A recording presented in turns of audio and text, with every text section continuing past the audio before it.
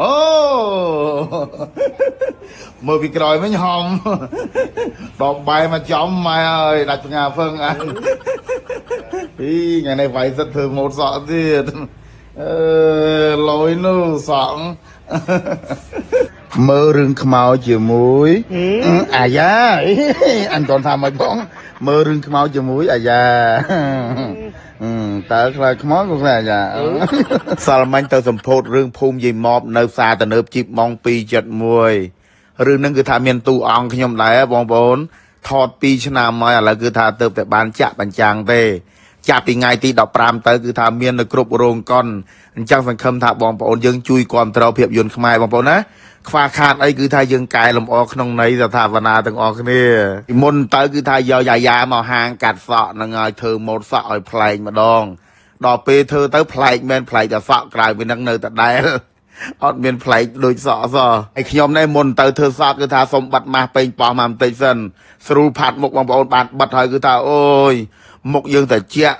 ទុនអាលងស្រួលផាត់មុខបាត់ហើយគឺថាជិះឡានមកកន្លែងធ្វើសក់តែម្ដងនិយាយពីថាបាត់មកហើយគឺថាជិះឡានមកកន្លែងធ្វើសក់តែម្ដងឥឡូវគឺថាមកដល់ហើយគឺថាស្ងួតល្មមបកអើយហេមកជំរាបប្រាប់គេធ្វើដូចខ្លួនឯងឡើងខ្ជូតទៅច្រឡំ8 9 10 20អញ្ចឹង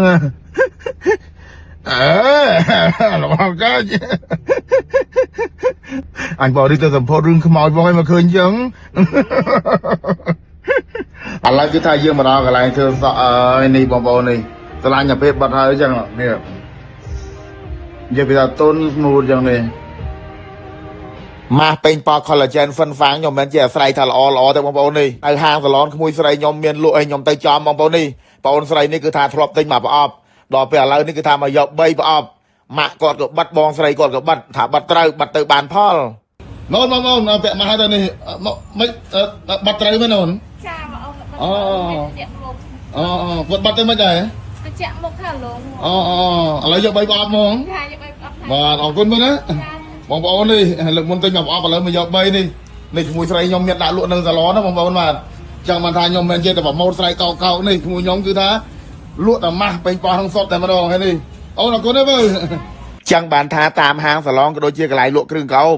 ចូលតំណាងចែកចាយយកទៅលក់បន្តចឹងទៅដើម្បីបងប្អូនយើងនៅចិត្តនោះគាត់សួររកទិញហើយបងប្អូនយើងមិនថាចង់ទិញរឿយឬក៏ចង់ចូលតំណាងចែកចាយទេឆាទៅភ័យក្រុមហ៊ុននេះហ្វិនហ្វាងព្រីមៀបាតភ័យហ្នឹងបាទ